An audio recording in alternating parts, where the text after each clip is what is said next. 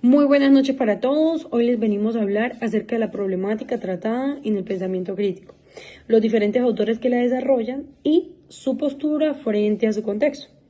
Nuestro equipo de trabajo está conformado por Ingrid Hasblady, Cabrera Ávila, Dalgis Elena Urrutia Lázaro y quien les habla, Valentina López Torrado. Hoy le vengo a compartir mi reflexión desde el pensamiento de Max Horkheimer, que fue un filósofo alemán que vivió entre el nazismo y el capitalismo industrial, que deshumanizaba, ¿sí? Y desde allí él empezó a notar que la razón, pues que se supone que debería ayudarnos a pensar, a cuestionar y a ser más libres, estaba siendo usada únicamente para producir, controlar y dominar. Él nos decía que se estaba usando la razón como una herramienta técnica, pero sin preguntarnos si lo que estamos haciendo con ella es buena o es justa. Él a esto lo llamó la razón instrumental. Frente a esto, él nos propone otra forma de pensar que era la razón crítica.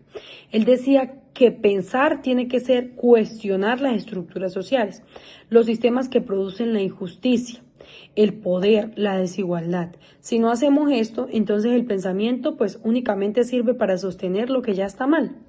Ahora bien, yo enseño en un contexto donde hay conflicto armado, ausencia del Estado, pobreza. ¿Cómo hago yo para no repetir una educación que instrumentaliza? ¿Cómo conecto lo que el autor dice con lo que viven mis estudiantes? Pues para mí esa articulación que se da cuando el conocimiento no se limita únicamente a entregar contenido, sino que también nos ayuda a abrir espacio para que los niños y niñas cuestionen lo que pasa en su comunidad, lo que viven en su casa, lo que han naturalizado, ¿sí? Así se vuelve la práctica la teoría crítica.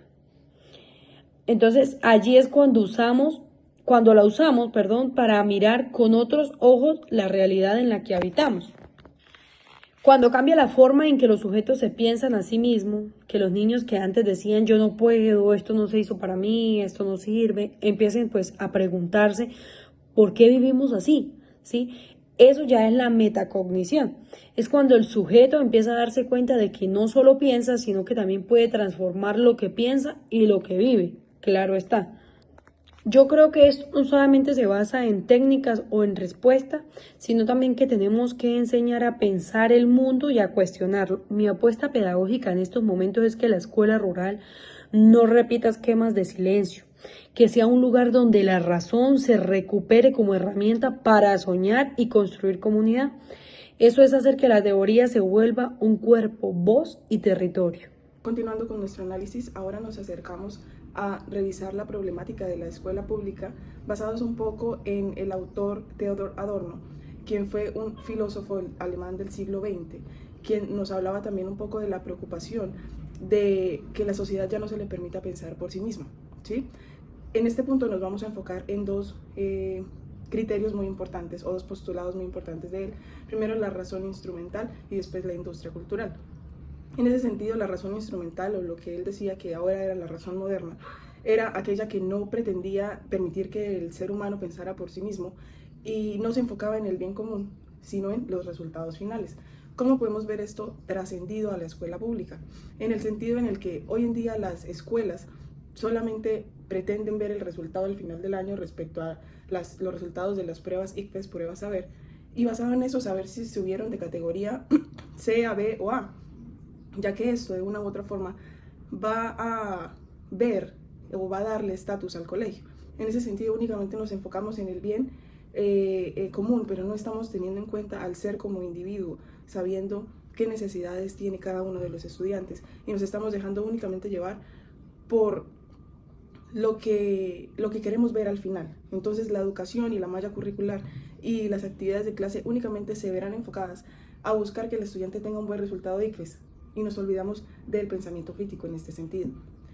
Eso un poco de la mano con lo que nos mencionaba Adorno, que es la industria cultural, que hoy en día sabemos muy bien los estudiantes están expuestos a infinidad de información en las redes sociales, TikTok, Instagram, Facebook, WhatsApp.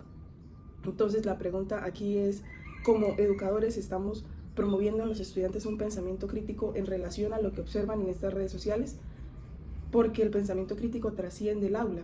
No únicamente nos quedamos en la información que podemos encontrar en el aula de clase, sino que el pensamiento crítico nos va a permitir o va a permitir en los estudiantes esa emancipación para de esta manera lograr que ellos como seres individuales y conscientes tengan un pensamiento individual que les permita de esta manera enfrentar las problemáticas que hay fuera del aula de clase, las problemáticas sociales y todo lo que encuentren hoy en día en las redes sociales, lo cual es muy importante ya que vemos estudiantes que están adaptando culturas, adaptando pensamientos, cambiando su personalidad de acuerdo a lo que encuentran en redes sociales. Entonces, como educadores, estamos llamados a promover el pensamiento crítico en el aula, no solamente para que se quede en la información del aula, en la información de la escuela, sino que trascienda a la forma en la cual nuestros estudiantes pueden convivir en esta sociedad. Entonces, en ese sentido, nosotras nos quedamos con la pregunta de cómo vería Adorno o qué sentiría Adorno al ingresar a un aula de clase en una escuela pública hoy en día y qué esperanzas tendría respecto a esto. Buenas tardes, profesora. Recibo un cordial saludo. De manera atenta me permito compartir el desglose de la postura de Walter Benjamin, que si bien es cierto, él no hace parte de los fundadores de la Escuela de Frankfurt, sí trabajó realmente de la mano con ellos en cuanto al desarrollo de la crítica al progreso lineal de la historia. Él hace una bonita reflexión en cuanto a que se va dando ese desarrollo, ¿sí? Pero justamente se va generando una avalancha y esa avalancha va generando directamente ruinas.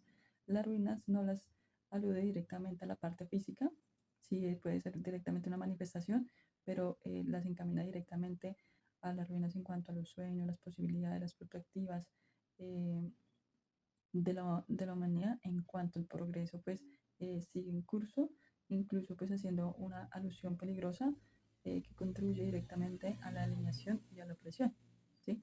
Y ahora bien, aterrizando un poco esta postura en el campo educativo, volvemos nuevamente a utilizar la palabra avalancha, teniendo en cuenta que en el proceso de enseñanza-aprendizaje eh, el río de información que se tiene hoy en día de acuerdo con el desarrollo de la tecnología y de la era digital realmente es muy abrumadora, imposibilitando y dificultando la atención y también la selección de la misma, la selección de la información.